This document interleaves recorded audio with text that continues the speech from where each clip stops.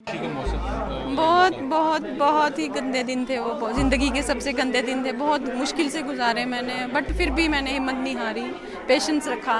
नहीं, वो वापस आ जाएंगे, जल्दी आ जाएंगे। दिल में यही था कि वो वापस आएंगे। सीआरपीएफ कमांडो राकेश्वर सिंह मनहास के घर वालों की प्रार्थनाएं, उनका धैर्य आखिरकार रंग लाया और करीब 6 दिन तक नक्सलियों की गिरफ्त में रहने के बाद राकेश्वर सिंह सकुशल वापस लौट आए। बीजापुर में गुरुवार की शाम को नक्सलियों ने राकेश्वर सिंह को रिहा कर दिया।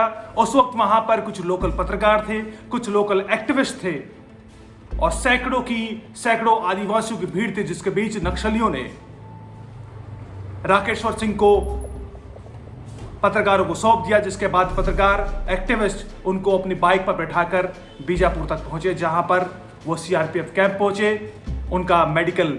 उनकी मेडिकल जांच की गई, क्योंकि पहले खबर यह भी आई थी कि जो राकेश्वर सिंह मनहास को गोली लगी है, यह खबर नक्सलियों की तरफ से ही दी गई थी। लेकिन राकेश्वर सिंह मनहास सकुशल हैं, पूरी तरह सुरक्षित हैं। राकेश्वर सिंह के घर वालों के लिए जाहिर है ये एक बड़ा खुशी का पल था। इस मुश्किल भरे वक्त में उन्होंने आस नहीं छोड़ी थी। आखिरकार खुशी का वो पल भी आया। सुनिए घर वालों ने क्या कहा।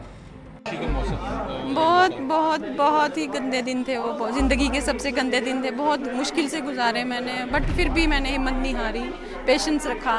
नहीं, वो वापस आ जाएंगे, जल्दी आ जाएंगे।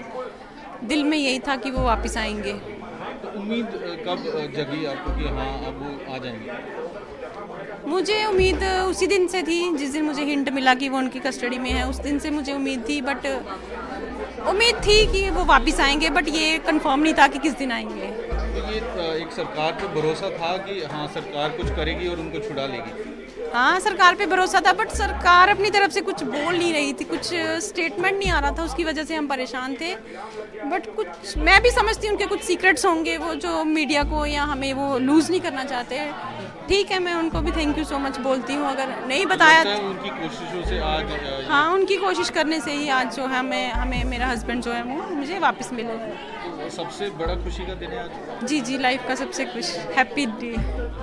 तो अब क्या जल्द से जल्द मिलना चाहेंगे उनसे? हाँ, जब उनका मन होगा वो आएंगे तो मिल लेंगे, तो वेलकम हो जाएगा उनका। सबसे पहले तो बात करना चाहेंगे? हाँ, जल्दी सबसे से। पहले मैं उनका आवाज़ सुनूँ तो सेटिस्फाई हो जाऊँ।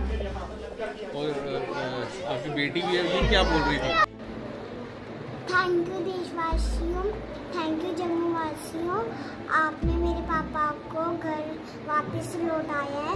अब मेरे पापा घर आएंगे और मेरे लिए टेंट लाएंगे। शनिवार को नक्सलियों के साथ मुठभेड़ में सीआरपीएफ के 22 जवानों ने वीरगति हासिल की थी। उस वक्त राकेश्वर सिंह को नक्सलियों ने अपनी गिरफ्त में ले लिया था और उसको वहां पर सुदूर इलाके में ले गए थे। सुरक्षा एजेंसी लगातार कोशिश में लगी थी कि किसी तरह राकेश्वर सिंह को छुड़ाया जाए।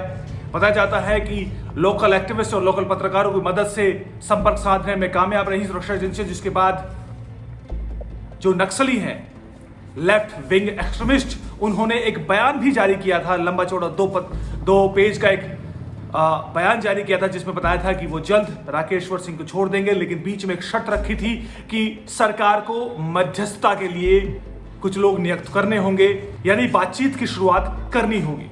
लेकिन सरकार की तरफ से इस पर कोई बयान नहीं आया था। लेकिन इस बीच 6 दिन बाद आखिरकार नक्सलियों ने राकेश्वर सिंह को रिहा कर दिया। यह तस्वीर देखिए।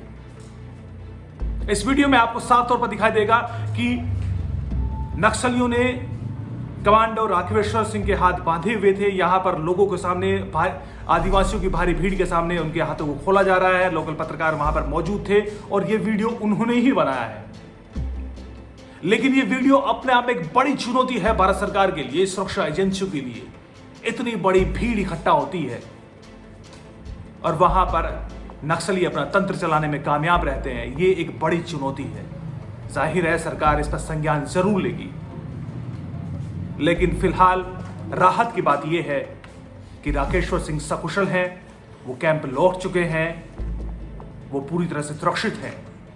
उनकी प्रार्थनाएं आखिरकार काम आई। लेकिन सरकार के लिए अब चुनौती होगी कि जिन 22 जवानों ने वीरगति हासिल की है, देश के लिए जान दी है, अब उसके लिए भी उन जवानों की जो बलिदान है वो यूं ही जाया ना जाए, इसके लिए भी सरकार को सख्त कार्रवाई करनी होगी, क्योंकि लगातार समय समय के बाद नक्सलियों के इस तरह के हमले बर्दाश्त करने लायक कतई नहीं है। हमें बाहरी देशों से सुरक्षा बाद में देखनी होगी, उससे पहले हमें आंतरिक सुरक्षा पर सबसे ज्यादा ध्यान देना होगा। जाहिर है गृह मंत्रालय इस ओर कदम उठाने के लिए तत्पर है, और सोमवार को जब गृह मंत्री बीजापुर गए थे, वहां पर सुरक्षा एजेंसियों के साथ गृह मंत्री ने एक मीटिंग भी रखी थी और वहां पर सख्त आदेश दिए थे कि कार्रवाई सख्त से सख्त हो।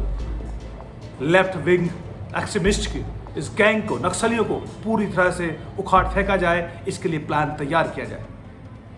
अब आगे आगे देखिए होता है क्या। नमस्कार।